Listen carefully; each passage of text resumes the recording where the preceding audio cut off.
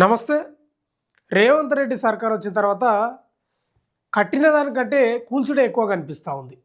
హైడ్రా తెచ్చి అడగోలుగా కూలుస్తూ ఉన్నాడు పేదల ఇల్లు. ఇప్పుడు ఇంకొకటి ఏంటంటే ఇప్పుడు నడుస్తూ ఉంది చర్చ ఒకటి. ఏది లంగర్ హౌస్లో మధు పార్క్ అనే అపార్ట్మెంట్ను కూడా కూల్చేస్తాడంట గాంధీ విగ్రహాన్ని పెట్టడానికి అక్కడ. ఇప్పుడు ఖమ్మం నగర శివారులో వెలుగుమట్ల అనే ప్రాంతంలో దాదాపు 1000 నుంచి 1030, 40, 50 కుటుంబాలు మొత్తం ఖాళీ చేపిస్తున్నాడు మొత్తం ఇళ్ళని. దాదాపు 15, 20 ఏళ్ళ నుంచి అక్కడ నివాసం ఉంటున్నారు వాళ్ళు. వాళ్ళని మొత్తం ఖాళీ చేపిస్తున్నాడు. ప్రతిపక్షం ప్రతిరోజు ఒక మాట అంటుంది. ఏమంటుందంటే కట్టుడు లేదు కూల్చుడే ఉంది. అది నిజమే చేస్తున్నాడు రేవంత్ రెడ్డి, నిజమే చేస్తున్నాడు. ఏం కట్టిండే అర్థం కాలే. ఏమైనా కట్టిండా? ఏం కట్టిండు? మొత్తం కూల్చుడు తప్ప కట్టుడు అసలే లేదు. అవి భూదాన భూములు అని చెప్తా ఉన్నారు. కోర్టు ఆర్డర్ ఉంది. వాళ్ళు దాదాపు ఏళ్ళ కొద్దీ అక్కడ జీవిస్తున్నారు. రేకులు, కొందరు ఇండ్లు ఇవన్నీ కట్టుకున్నారు. కోర్టు ఆర్డర్ ఉన్నాక కూడా ఎందుకు అత్యుత్సాహం?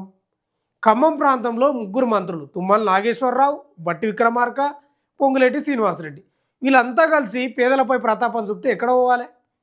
ఎక్కడ పోవాలి? అటు మూసి ప్రక్షాళనని అక్కడ అవి కూలగొడుతున్నారు. ఈ కుంటలు చెరువులని అవి కూలగొడుతున్నారు. అరే పేదలు వేసుకున్నారు, అయిపోయింది. ఉన్నదాన్ని సరిదిద్దితే అయిపోతుంది కదా. ఈ లేని దానికి ఎప్పుడు ఎందుకు పంచాయతీ?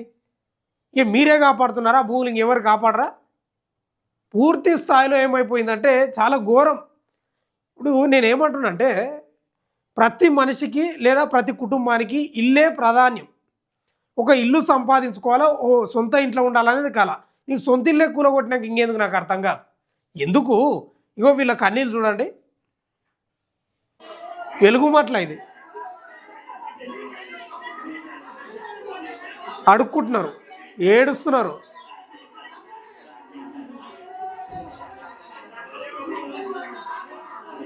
చూడండి, అది విజువల్ చూడండి. ఇదే పేదల కన్నీళ్ళతోటి ప్రభుత్వం నడుపుతుందండి. వెలుగుమట్ల ఖమ్మం శివారు ఇది.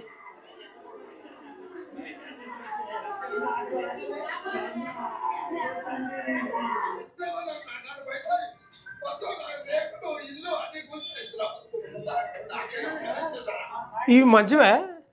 రేవంత్ రెడ్డి కన్నీళ్ళు మంచివేనా? మీ ప్రభుత్వానికి మంచివా? మీకు మంచివా? మీ మంత్రులకు మంచిదే? అసలు నిజంగా చెప్పాలి కానీ కాంగ్రెస్ ప్రభుత్వం వచ్చినాక కన్నీళ్ళే మిగులుతున్నాయి చాలామందికి. పేదలకైతే మరి ఘోరం, నిజంగా ఘోరం. వాళ్ళకైతే భయం పుడుతుంది. ఇప్పుడు ఇప్పటిదాకా నేను పోయొచ్చిన లంగర్ హౌస్, అది మూసి పక్కనే ఉంటుంది అపార్ట్మెంటు. వాళ్ళకి నిద్ర పడతలేదంట. ఆ గాంధీ విగ్రహం ఏదో పెడతాడని ఆ ప్రాజెక్టు చేపడితే ఆ బిల్డింగ్లన్నీ అపార్ట్మెంట్ కూలగొట్టి దాన్ని స్వాధీనం చేసుకోనికి ప్లాన్ చేస్తుందని వాళ్ళకి తెలిస్తే వాళ్ళకి నిద్రనే పడతలేదంట, సరిగ్గా తింటలేరంట. అట్లా ఉంది పరిస్థితి.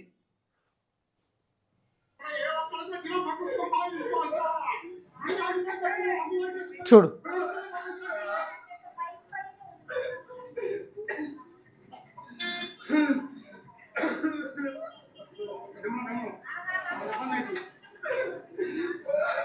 సిగ్గులేదా? నిజంగా ప్రభుత్వానికి సిగ్గులేదు, శరం లేదు. ఏం చెప్తారండి నాకు అర్థం కాదు. అసలు ఈ రాష్ట్రంలో ఎవరు భూములు ఆక్రమించుకుంటలేరా? అవి చెరపట్టరా? మీ పక్కనే ఉన్నటువంటి రంజిత్ రెడ్డి ఉన్నాడు, ఒక ఆయన మాజీ ఎంపీ బీఆర్ఎస్ నుంచి. ఇప్పుడు మీ కాంగ్రెస్ పార్టీలో ఉన్నాడు. ఆయన మీద ఆరోపణలు రాలేదా? ఎన్ని రాలేదు చెప్పుకుంటూ పోతే. వీళ్ళ కన్నీళ్ళ మీద ప్రభుత్వాన్ని నడుపుతావా? ఎన్నేళ్ళు నడుపుతావు? ఇవాళ సర్పంచ్ ఎలక్షన్లో నాకు మెజార్టీ వచ్చింది, మున్సిపల్ ఎన్నికల్లో నాకు మెజార్టీ వచ్చింది, ఆ జూబ్లీహిల్స్లో నేను గెలిచిన, ఇంకా ఇదే తీర్పు పరమావధి, ఇంకా నాకు ఎదురు లేదు తిరుగులేదనే ఇవి చేస్తున్నది. సాధారణ ఎన్నికల్లో ఉంటుంది అసలు కథ. ఈ వాపును చూసి బల్బ్ అనుకుంటే ప్రమాదం. రేవంత్ రెడ్డి అట్లే అనుకుంటున్నాడు, వాపును చూసే బల్బ్ అనుకుంటున్నాడు. ఇక గెలిచినా కదా నాకు తిరుగులేదని. ఇంత ఘోరం ఉంటుందా ప్రభుత్వం? అంది ఇదిగో. ఇంకా ఇది చాలదన్నట్టు ప్రశ్నించడానికి పోతుంటే కూడా, అంటే అక్కడ జరుగుతున్న సిచ్యువేషన్ని ఏం జరుగుతుందని పేదల పక్షాన మాట్లాడడానికి పోయిన మీడియాను కూడా అడ్డుకున్నారు. ఎక్కడికక్కడ గొరగొర గుంజేసి అరెస్ట్ చేస్తున్నారు. మీరు చూడండి విజువల్. ప్రివెంటివ్ అరెస్ట్ అంటే దేనికంటే చెప్పరు. మీ వల్ల శాంతి భద్రతలు దెబ్బతింటాయి, ఎందుకు ఈ ఉగ్రవాదులు ఉన్నారా, లేకపోతే ఏమైనా నక్సలైట్లు ఉన్నారా, మారణాయుధాలు పెట్టుకొని తిరుగుతున్నారా, పాకెట్లో గన్ పెట్టుకొని పోతున్నారా? ఇది తమాషా కాదా? సిగ్గుమాలిన చర్య కాదా? ఇంత ఘోరం అసలు అదే చరిత్రలో చరిత్రలో రోడ్డు మీద మీడియాని మీ వల్ల లా అండ్ ఆర్డర్ ఇష్యూ వస్తుందని అడ్డుకోవడం చరిత్రలో ఫస్ట్ టైం.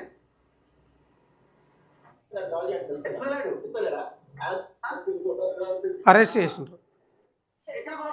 ఇదిగో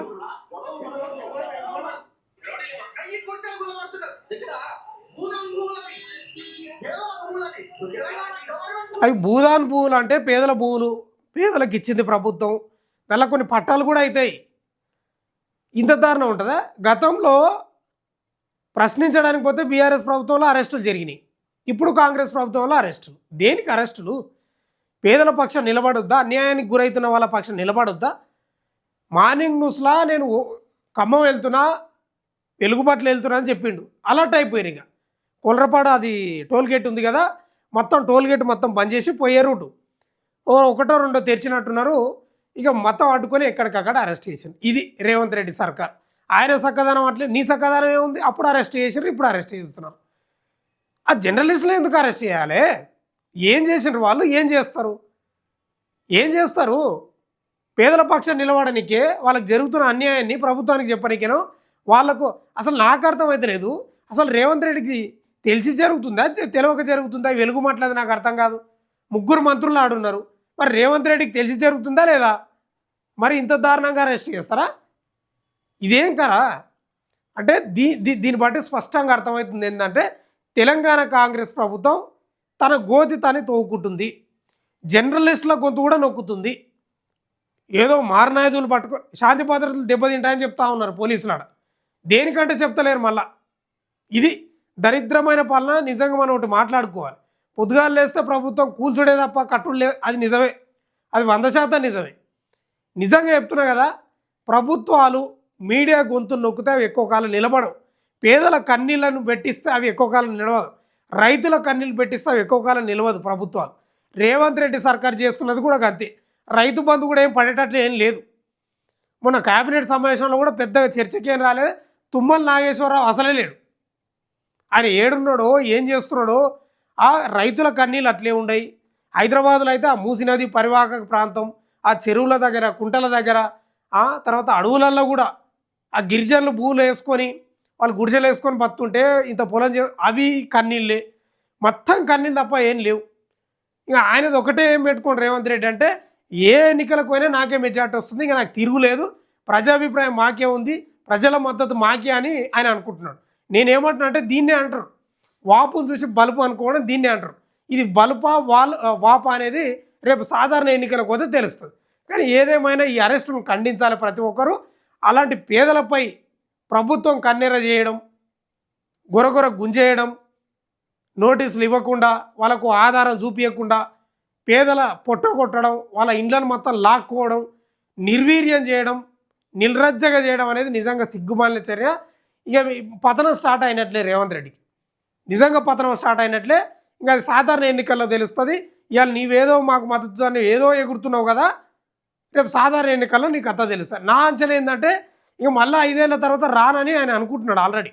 అందుకే ఇవన్నీ చదువుకుంటున్నట్లు కనిపిస్తూ ఉంది. ఏదేమైనా ఇది పరిస్థితి. రేవంత్ రెడ్డి సర్కార్ చేస్తున్న మీడియాపై, జర్నలిస్టులపై ఉక్కుపాదం మోపుతున్నాడు. ఓ రకంగా శాంతి భద్రతలు దెబ్బతింటాయట.